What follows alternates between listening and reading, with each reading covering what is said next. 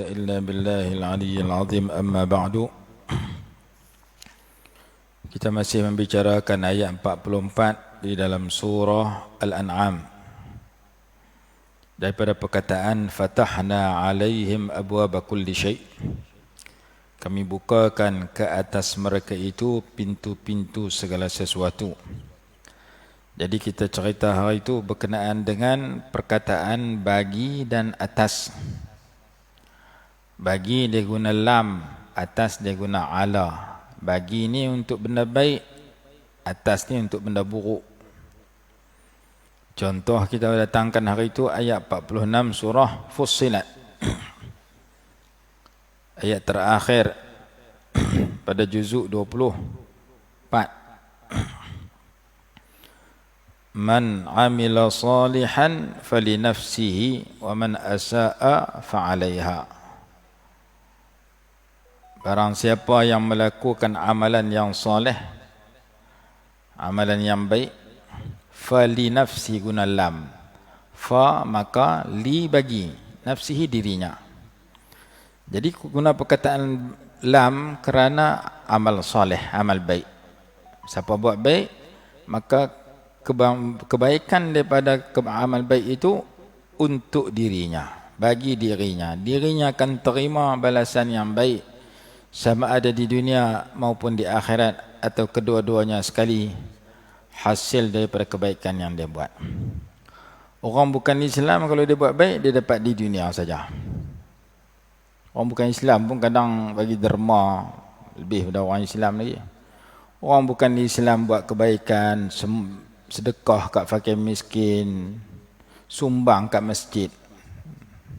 Dalam kitab fiqh dibahaskan, orang bukan Islam sumbang bumbung masjid contoh dah. Wakaf. Boleh tak boleh? Dan kitab fiqh kata boleh. Maksudnya orang bukan Islam kalau dia buat baik, dia bantu fakir miskin, dia bagi derma, dia dapat kebaikan di dunia, akhirat dia tak dapat sebab dia tak masuk Islam. Orang Islam buat baik, dunia dapat, akhirat dapat. Man amila salihan, barang siapa yang melakukan amalan yang baik, fali nafsihi, maka bagi dirinya lah. Buat baik itu patah balik kebaikan mai kat diri dia sendiri, di samping melimpah pi kat orang lain sama. Sambungan ayat menyatakan waman asaa, dan barang siapa berbuat keburukan, fa'alaiha, maka ke atasnya. Maka keburukan itu mengundang keburukan demi keburukan atas dirinya sendiri. Ayat ini merupakan satu prinsip yang kena ada kepada diri orang Islam, diri orang beriman. Di mana sahaja kita buat baik, Allah bagi baik ke kita.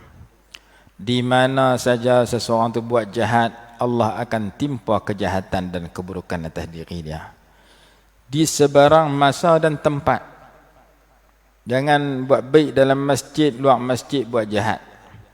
Jangan buat baik waktu semayang, lepas semayang buat jahat. Jangan buat baik depan orang, duduk seorang-seorang buat jahat.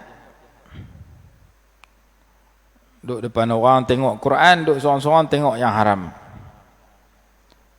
Duduk depan orang angkat tangan baca doa, duduk seorang-seorang guna tangan tu pergi mencuri duit orang.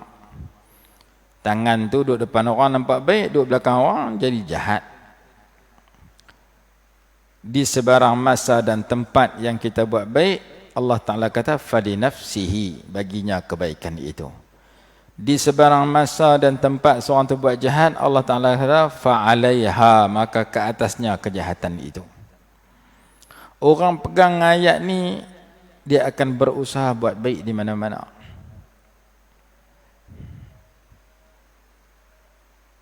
Seorang anak tak mau mangkit sembahyang subuh, dia berasa subuh ni menyusahkan dia. Mak ayah dia gerak mangkit sembahyang subuh, dia marah kat mak ayah dia, kacau dia tidur. Kerana dia merasakan sembahyang ni benda menyusahkan dia. Tapi kalau dia baca ayat tu, sembahyang ni merupakan amal soleh. Bila saya buat amal soleh, kebaikan mai kat saya, maka tak gaduh mak ayah saya gerak, saya mangkit sendiri, bahkan saya gerak mak ayah saya kalau mereka tak mangkit. Kerana sembahyang subuh ni satu amal soleh yang saya buat, kebaikan mai kat saya. Meninggal sembahyang subuh satu amal buruk, kalau saya buat, keburukan mentimpa saya. Dia faham ayat tu, dia tak marah orang gerak dia, bahkan dia terima kasih, bahkan dia gerak orang pula. Nak bagus lagi sembahyang tahajud. Lagi awal dia bangkit. Kerana sembahyang tahajud ni, man amila salihan fali nafsih. Jadi sebarang kewajipan yang kita kena buat, kita akan usaha boleh buat juga walaupun susah, kerana Allah janji sebarang kebaikan yang kamu buat akan mengundang kebaikan. Pergi Mekah buat haji umrah susah daripada airport lagi.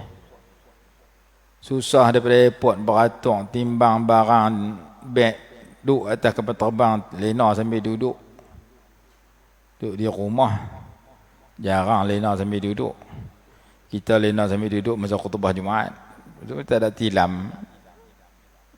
Ada tilam, kita boleh lena tu. Kita lena di rumah sambil tidur. Sambil terlentang, sambil mengirin. Tiba-tiba pergi Mekah, tak boleh buat. Kena lena sambil duduk. Duduk pun duduk lah 8 jam lena sambil duduk.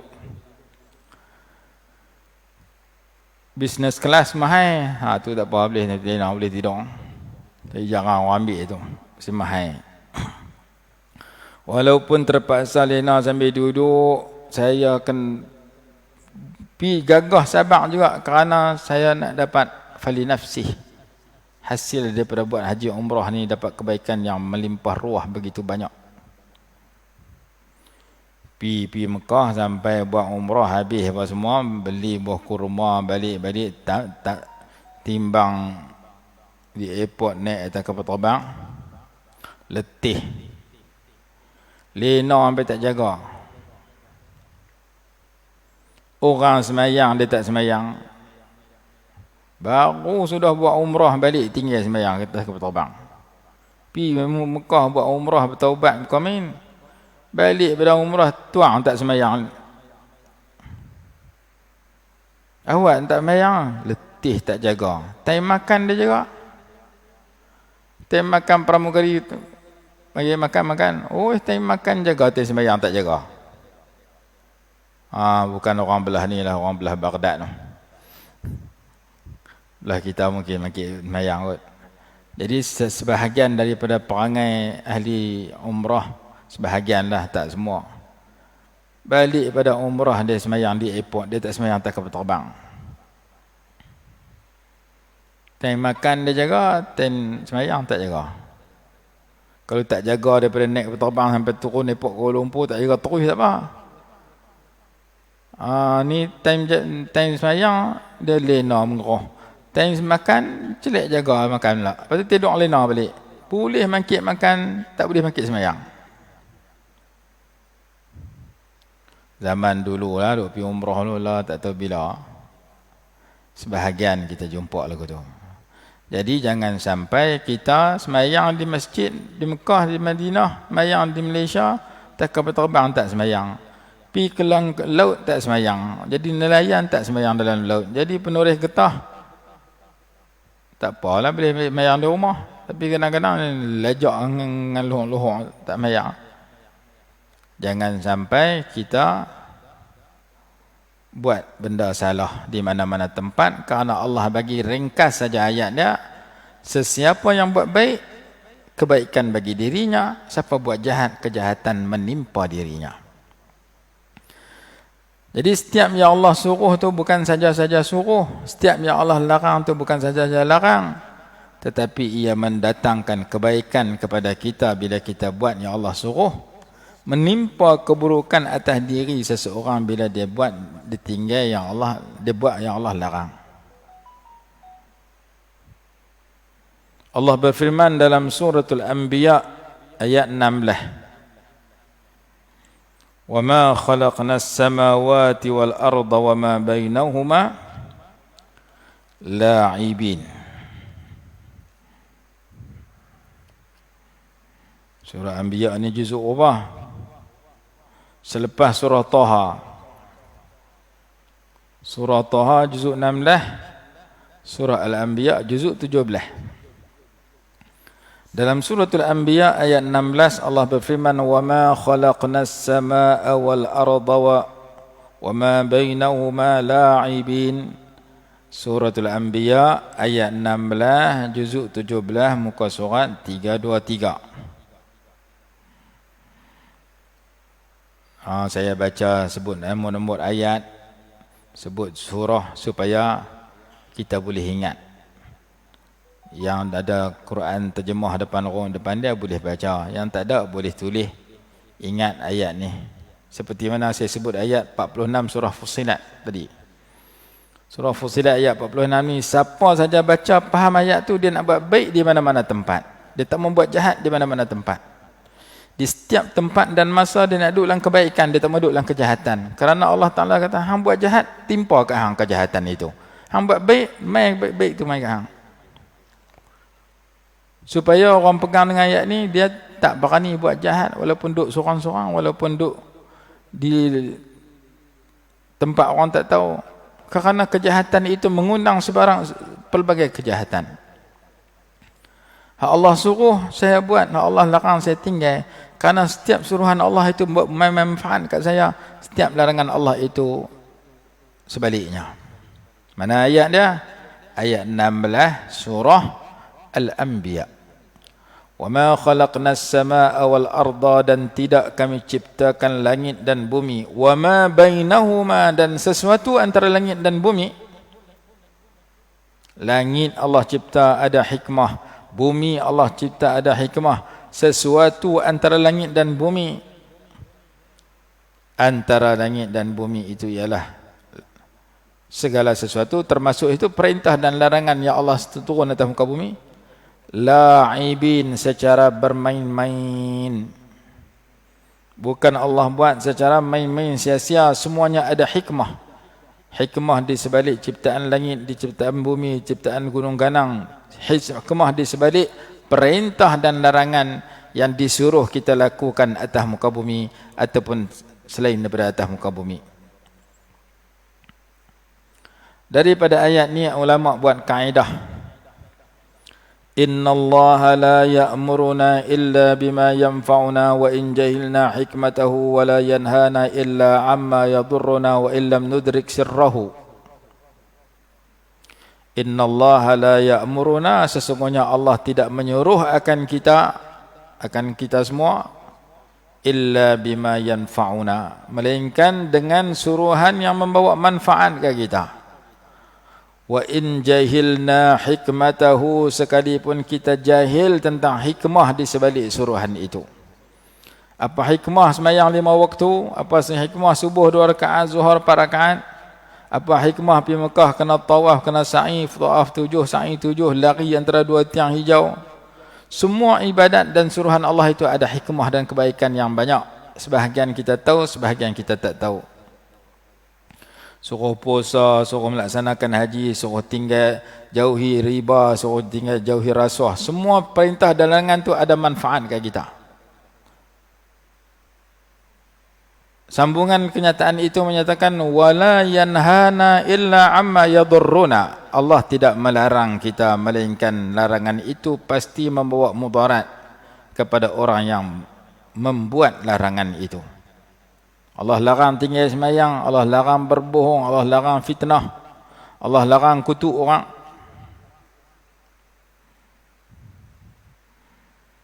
Silap cakap sikit lah ni orang kutuk dalam Facebook dan macam-macam. Kat corona dia takut, dia kutuk orang tu berdosa, dia tak takut. Takut kat makhluk, tak takut kat Allah. Allah tak bagi kutuk orang. Kita nak tadbir diri kita, keluarga kita pun banyak kecuaian, kekurangan. Orang takbir lebih pentadbirannya lebih luas, lebih tinggi daripada kita. Sudah tentu ada kelebihan dan kekurangannya. Kita nampak kesalahan orang, kita kutuk, kita tak nampak kesalahan kita. Tadi kita baca ayat dalam suratul Hasyri. Ayat berapa dalam suratul Hasyri tadi cerita? Takutkah orang lebih takut pada Allah? La antum ashaddu rahbatan. Sesungguhnya kamu lebih ditakuti min Allah. Ayat 13 suratul Hasyri. La antum ashaddu rahbatan fi sudurihim min Allah dzalika bi annahum qaumun la yafqahun. Sesungguhnya kamu lebih mereka takut dalam dada mereka daripada Allah. Yang demikian itu kerana mereka kaum yang tidak faham. Orang munafik takut kat sahabat, lebih takut pada Allah. Mereka tidak faham. Jadi kita kalau takut pada Allah, tak berani buat dosa. Tak berani buat maksiat. Antara dosa dan maksiat itu menghina orang lain. Tanpa sebarang sebab untuk dihina. Kalau bagi nasihat, lain. Kalau bagi kutukan, lain. Ad-dinun nasihah, agama itu nasihat. Nasihat lagu lain, kutuk lagu lain. Kawan tu salah, aku kutuk, cukup puas hati aku kutuk dia. Kita lupa bahawasanya kita juga tak boleh lari daripada salah dan silap. Baik, Allah Ta'ala sebut apa? وَمَا خَلَقْنَا السَّمَاوَاتِ وَالْأَرْضَ وَمَا خَلَقْنَا. Ayat 16 surah Al-Anbiya, juzuk 17, surat 323. Dan tidak kami jadikan langit dan bumi dan sesuatu antara langit dan bumi secara main-main, yakni secara sia-sia. Setiap ciptaan Allah, setiap suruhan dan perintah Allah juga ada hikmahnya. Maka ulama kata sesungguhnya Allah tidak menyuruh kita. Innallaha la ya'muruna illa bima yanfa'una wa in jahilna hikmatahu. Sesungguhnya Allah tidak menyuruh kita melakukan satu suruhan, suruh sembahyang mengucap, suruh sembahyang, suruh puasa, suruh buat haji, suruh mengaji, suruh benda-benda wajib, melainkan sudah pasti suruhan itu bila kita buat membawa kemanfaatan kebaikan yang banyak kat kita. Wa in jahilna hikmatahu, sekalipun kita jahil tentang hikmah di sebalik suruhan itu. وَلَا يَنْهَانَا إِلَّا عَمَّا يَضُرُّنَا وَإِنْ لَمْ نُدْرِكْ سِرَّهُ. وَلَا يَنْهَانَا, dan Allah tidak melarang kita melakukan satu larangan. Larang tinggal semayang, larang tinggal puasa, larang tidak melaksanakan zakat, larang tak pergi Mekah haji umrah, larang minum arak, larang main judi, larang terima rasuah, larang memfitnah, larang berbohong. Larangan-larangan Allah banyak. Dalam kitab Kabair Imam Zahabi saja 70 lebih. Larang bunuh diri. Macam-macam larangan Allah. Larang ada dua jenis. Ada larang bentuk haram, ada larang bentuk makruh. Suruhan ada dua jenis. Ada suruhan bentuk wajib, ada suruhan bentuk sunat. Sesungguhnya Allah tidak melarang kita melakukan suatu larangan illa amma yadurruna, melainkan larangan itu pasti memudaratkan orang yang buat larangan itu. Wa illam nudrik sirrahu, sekalipun kita tidak mengetahui akan rahsia di sebalik larangan itu.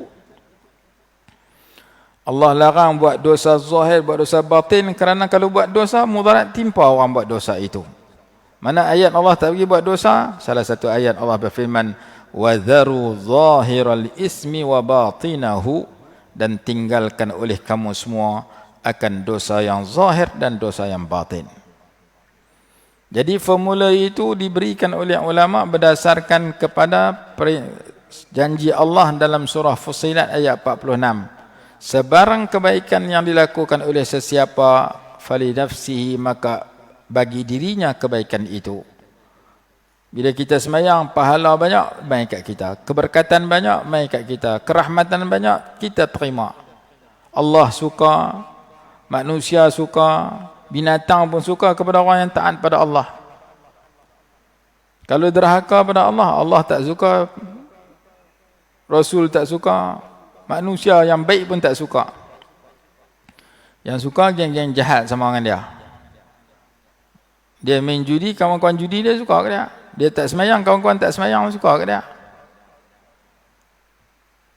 Maka sebarang kebaikan yang kita buat di sebarang masa dan tempat, fali nafsihi, maka untuk diri kita kebaikan itu.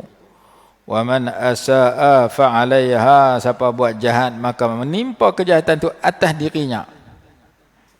Wa ma rabbuka bidhallamin lil 'abid, Allah tidak buat naya kepada mana-mana hamba, kepada seluruh hambanya.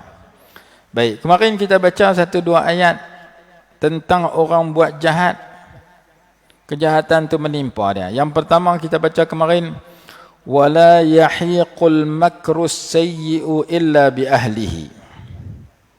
Ayat 43 surah Fatir. Kemarin tak abang surah. Hari ini kita abang tulis. Bagi ingat. Surah Fatir ni mudah tahu sebab dia duduk kemak dengan surah Yasin. Surah Fatir sebelum surah Yasin.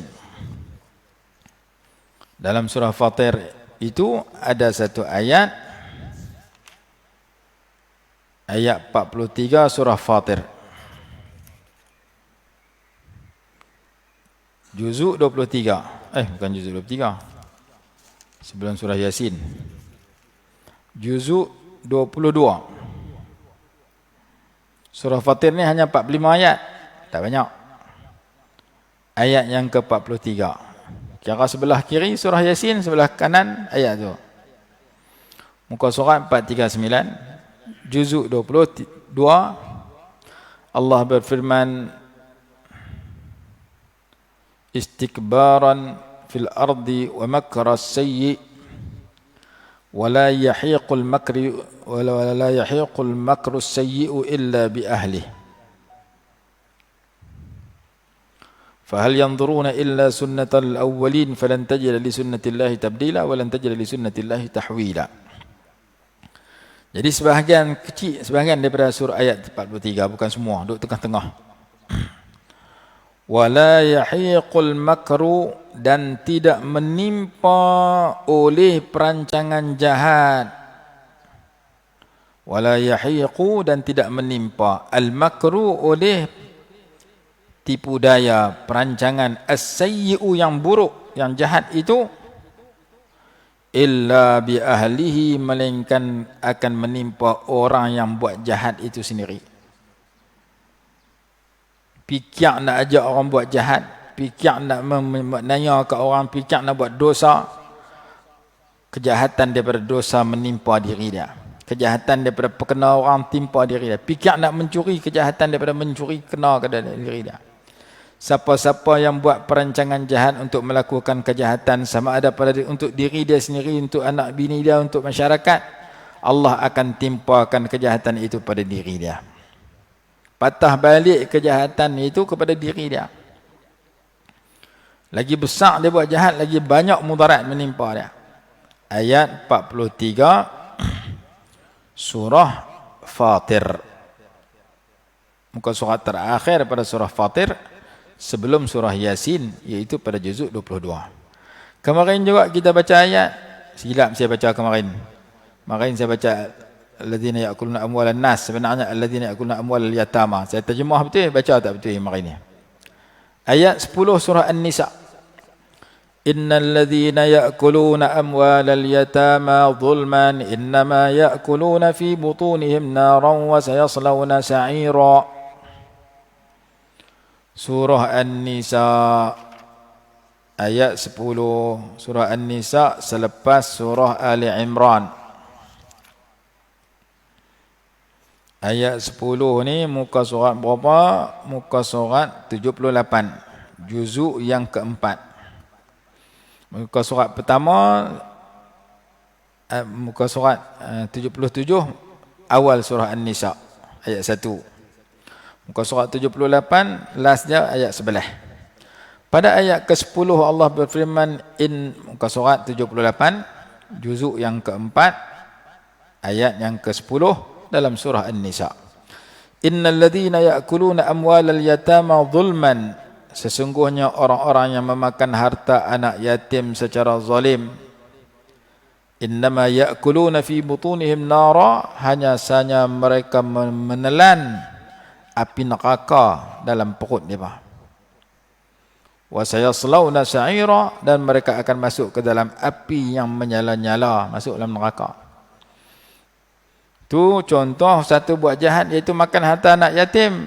Zahirnya dia makan nasi, dibeli dengan duit yang dia balas duit anak yatim secara zalim. Dia curi duit anak yatim secara zalim, dia makan.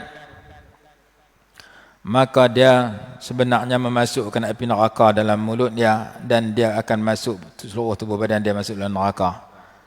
Tu ayat kedua kita baca kemarin. Ayat ketiga kita baca kemarin, yukhadi'una Allah walladzina amanu wama yakhda'una illa anfusahum wama yash'urun. Perangai orang munafik, mereka menipu Allah dan orang beriman, sebenarnya mereka menipu diri mereka sendiri. Duk berasa tipu orang, sebenarnya tipu diri sendiri, tapi mereka tidak sedar. Ayat 9 surah Al-Baqarah, perangai orang munafikin. Sambungan ayat menyatakan fi qulubihim maradun fazadahumullahu marada, dalam hati mereka ada penyakit, lalu Allah tambah penyakit ke dalam hati mereka. Jadi ayat 9 surah Al-Baqarah, muka surat 2, muka surat 3, muka surat 1 Fatihah, muka surat kedua Alif Lam Mim, muka surat 3 innal ladzina kafaru sawa'un sampai habis. Allah cerita, wa minan nasi man yaqulu amanna billahi wal yawmil akhir wa ma hum bimu'minin. Ada sebahagian dan di antara manusia, dan sebahagian manusia berkata kami beriman kepada Allah dan kepada hari akhirat, sebenarnya mereka tidak beriman. Depan ni orang munafik yang berlakon saja beriman, berpura-pura saja beriman.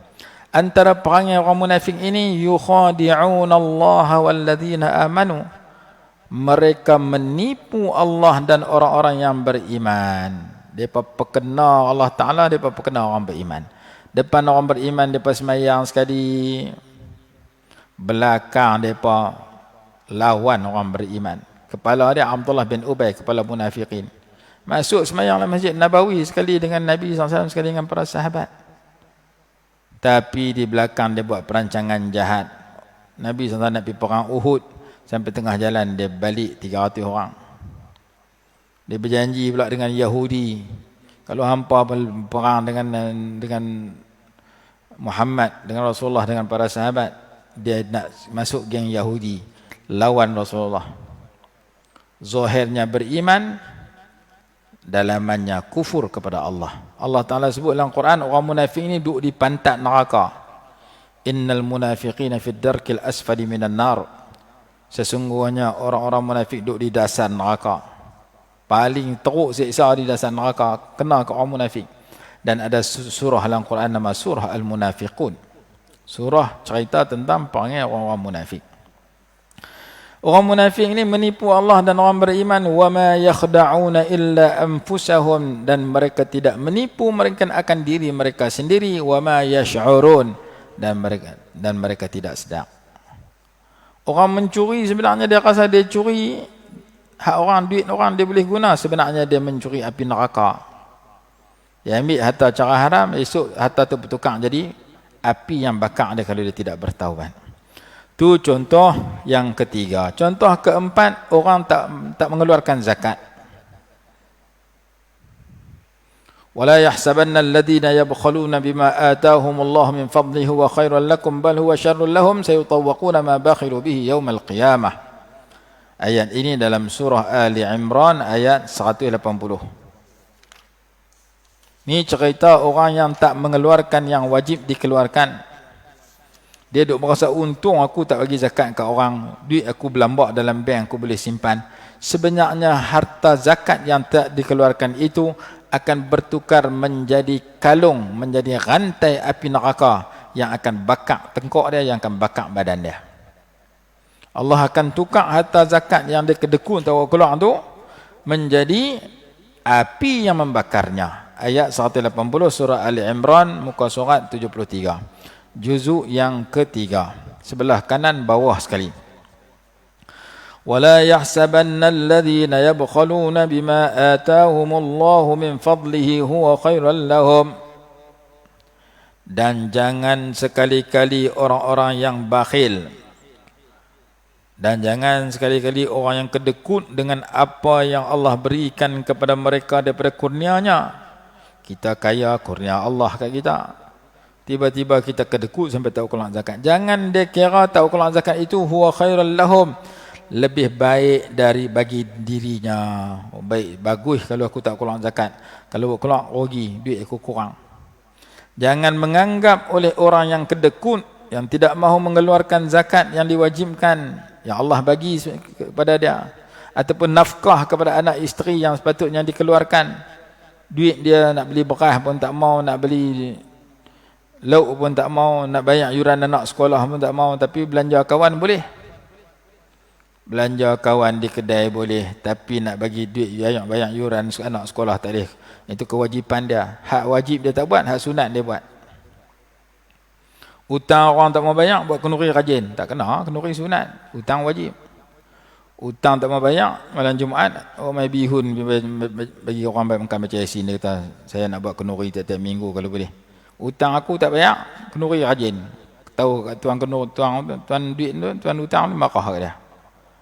Dia tak tahu beza antara wajib dengan sunat. Hak sunat dia buat, hak wajib dia tinggal.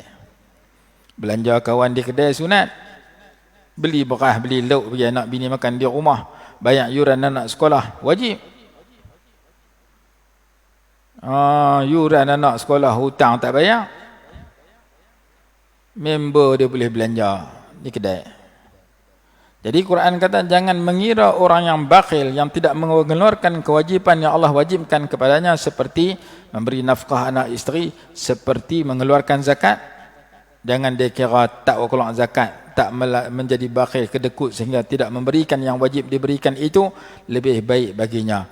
Bal huwa syarrul lahum, bahkan ia lebih buruk bagi mereka itu, bagi puak-puak bakhil itu. Kenapa buruk? Lah ni nampak duit tu dalam bank tak keluar. Nampak mah zakat, harta perniagaan dan sebagainya. Lalu nampak untung tak keluar zakat. Akhirat esok bila dia mati, Allah tukar harta zakat tak dikeluarkan itu menjadi kalung. Kalung ni makna rantai.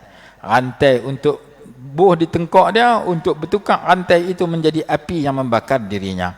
Sayutawwaquna ma bakhilu bihi yaumal qiyamah.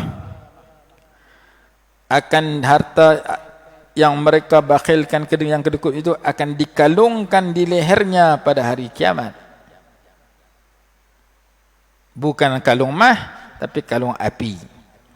Harta tu ditukar jadi api, buh di tengkok dia, bakar dia. Pasal dia simpan tahu keluar zakat, dia berasa harta itu menguntungkan dia, sebenarnya merugikan dia. Melakukan benda jahat sebenarnya mengundang kejahatan kepada orang tu, tapi dia tak sedar. Ayat 180 surah Ali Imran. Kemudian cerita tentang riba, ayat 275 surah Al-Baqarah. Alladzina ya'kuluna ar-riba la yaqumuna illa kama yaqumu alladhi yatakhabbathu asy-syaitanu minal mas.